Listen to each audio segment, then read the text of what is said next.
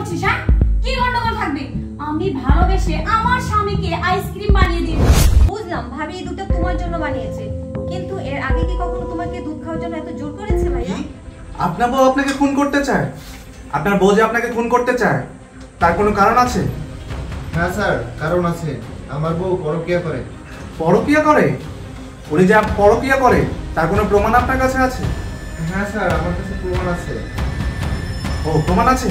তাহলে তো কোনো টেনশনই নেই। আপনি এক কাজ করুন, আপনি প্রমাণ নিয়ে সরাসরি থানায় চলে আসুন, তারপর তো আমি আছি, ব্যবস্থা করে দেবো। কিন্তু স্যার আমি তো বাসা থেকে বেরোতে ভয় পাচ্ছি। ওর পরকীয়া প্রেমিক আমার বাসার সামনে এসে দাঁড়ায় রয়েছে। আমি বাসা থেকে বেরোলেই আমাকে মারবে। আপনার কোনো টেনশন নাই, আপনি যেভাবেই হোক প্রমাণ নিয়ে আমাদের থানায় চলে আসুন, তারপর আমি ব্যবস্থা করছি। আপনার কোনো ভয় পাবেন না, আমি তো আছি। আচ্ছা ঠিক আছে স্যার। আচ্ছা ঠিক আছে। শোনো, এই যে তোমার জন্য দুধ নিয়ে আসছি। দুধ? তুমি তো সচরাচর আমাকে দুধ দাও না, তো আজকে কি মনে করে দুধ দিবে? বারে কখনো দেই না বলে যে কখনো দেব না সেটা ভাবলে কি করে? আমার মনে হয়েছে তাই আমি তোমার জন্য দুধ নিয়ে এসেছি।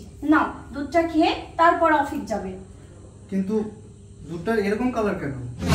হ্যাঁ, ও আচ্ছা, তুমি অনেক ক্লান্ত হয়ে যাবে বাইরে গেলে, তাই আমি একটু আইসক্রিম মিশিয়ে দিয়েছি। আইসক্রিম মিশিয়ে দিয়েছি? সবই ঠিক আছে, কিন্তু দুঃখের বিষয় আমি তো দুধ খাই না, তুমি তো সেটা ভালো করেই জানো।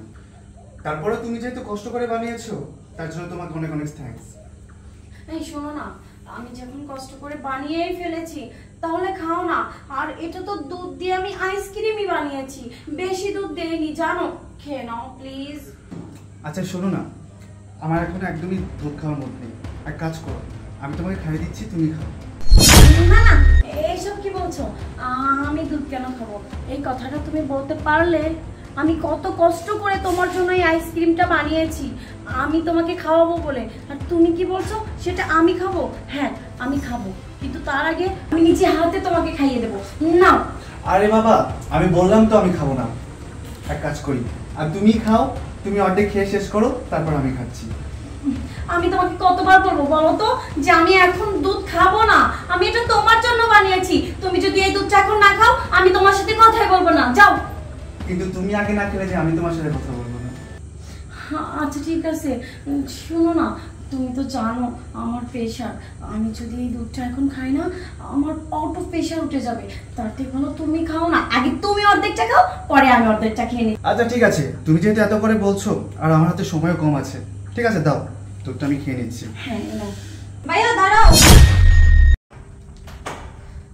ভাইয়া, তোমার হাতে দুধের গ্লাস কেন? কই, তুমি তো কখনো দুধ খাও না। আর বলিস না, তোর ভাবি তখন থেকে আমাকে জোর করতেছে, দুধটা সে হাতে নিজের হাতে বানিয়ে নিয়ে আসছে আমাকে খাওয়ানোর জন্য। বুঝলাম ভাবি এই দুধটা তোমার জন্য বানিয়েছে, কিন্তু এর আগে কি কখনো তোমাকে দুধ খাওয়ার জন্য এত জোর করেছে ভাইয়া? না তো, এর আগে তো কখনো জোর করেনি। তাহলে তুমি বলছো এর আগে তো জোর করেনি, আজকেই কেন তোমাকে এত জোর করছে? এর মানে কোনো গন্ডগোল আছে। এই তুই এসব কি বলছিস? হ্যাঁ, কি গন্ডগোল থাকবে? আমি ভালোবেসে আমার স্বামীকে আইসক্রিম বানিয়ে দিয়েছি আর তুই এসে তার মধ্যে ঝামেলা পাকাচ্ছিস। দেখেছো তোমার বোনের কার্যকলাপ? দেখেছো নিজের সংসারটা তো খেয়ে এসেছে, এখন আমার সংসারে ঝামেলা পাকানোর জন্য উল্টাপাল্টা কথা বলছে। আসলে তোমার বোন চায় না আমরা দুইজন ভালো থাকি, এটা ওর সহ্য হয় না। আরে তুমি এত রেগে যাচ্ছ কেন? ও যেটা বলেছে ঠিকই তো বলেছে, আমি তো আসলেই দুধ খাই না। আর তুমি তো এর আগে আমাকে কখনো জোর করোনি, আজকে তুমি জোর করছো বলেই তো আমাকে বলেছে, তাই না? এতে এত রেগে যাওয়ার কি আছে? রেগে যাবে না? ওই যে একটা কথা আছে না, ঠাকুর ঘরে কে, আমি তো কলা খাই না। কারণ কি হয়েছে জানো? ও তো তোমার দুধে বিষ দিয়েছে। মেরে ফেলার জন্য। তাই কি আবল তাবল কথা বলছিস? হ্যাঁ ভাইয়া, আমি সব জানি। উনি তোমাকে একটুও ভালোবাসে না, ও তোমাকে মেরে ফেলার জন্য এই দুধে বিষ মিশিয়ে দিয়েছে। এই আমি কেন আমার স্বামীকে মারার জন্য বিষ মিশিয়ে দেবো? হ্যাঁ হয় শোনো, ও সব মিথ্যে কথা বলছে, ওর কথা তুমি বিশ্বাস করো না। ও, আমি মিথ্যে কথা বলি? তাহলে ভাইয়া শোনো, আমি তোকে বলি, এদিকে তুই তো জানিস তোর সাহেবের অনেক সম্পত্তি, আর এই সম্পত্তির মালিক তোর সাহেব। তোর সাহেবকে যদি কোনোভাবে দুনিয়া থেকে শেষ করে দিতে পারি, এই পুরো সম্পত্তিটা আমার হয়ে যাবে, আর আমি সেখান থেকে 50 ভাগ তোকে দিয়ে দিব। সত্যি কথা ম্যাডাম? এখন শোন, আস্তে আস্তে তোর সাহেব রুমে আছে, রেডি হচ্ছে, শোন। সবুজ, এই সবুজ, কি হয়েছে সাহেব? কি হয়েছে? এই নে, এই দুধটা খা। না না সাহেব, আমি এই দুধ খাইতে পারবো না। আমি খেতে বলছি, তুই খাবি, খা। সাহেব সাহেব আমি দুধ খাবো না।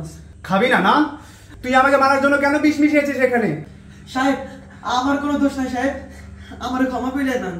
তোদের কোনো দোষ নাই না? তোরা দুজনই সমান অপরাধী। আরে এই, তোকে তো আমি ভালোবেসে বিয়ে করেছিলাম, তোর সাথে আমি সংসার করতে চেয়েছিলাম, সারা জীবন একসাথে থাকবো ভেবেছিলাম, আর তুই কি করলি?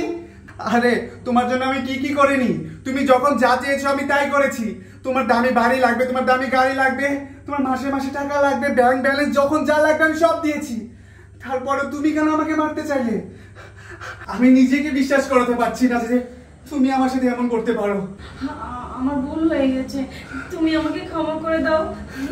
দেখো, আমি ভেবেছিলাম তোমার বোন বাড়িতে এসে বসে আছে, ও আমার সম্পত্তির ভাগ নেবে, এই জন্য আমি নিজেকে নিজে বুঝাতে পারিনি, সান্ত্বনা দিতে পারিনি।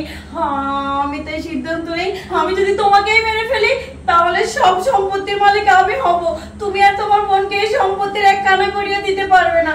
তাই আমি এটা করেছি, আমাকে শেষবারের মতো ক্ষমা করে দাও।